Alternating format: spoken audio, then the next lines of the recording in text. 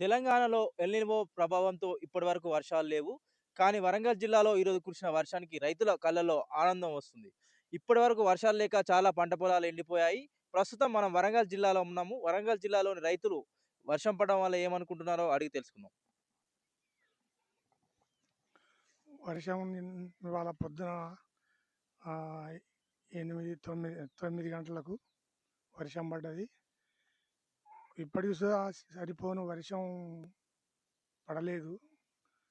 ఇప్పుడు ఇప్పుడు ఈ వర్షం అయితే రైతులను చాలా మేలు చేసినట్టుగానే ఉన్నది. కాబట్టి ఇంకా కొన్ని వర్షాలు పడితేనే చాలా మంచిగుంటుందని నేను అనుకు అనుకుంటున్నాను. ఇప్పటివరకు రైతులు మాత్రం బయటికెళ్ళలేదు. ఇక రేపటి నుంచి బయటికెళ్తారు. కొంచెం గడ్డి ఉన్నది కాబట్టి దాన్ని సాగు చేసుకోవడానికి బయటికెళ్తారు. ఓకే. మేము ఇప్పటివరకు దాదాపు ఒక 8, 9 ఎకరాలు సాగు చేశాం.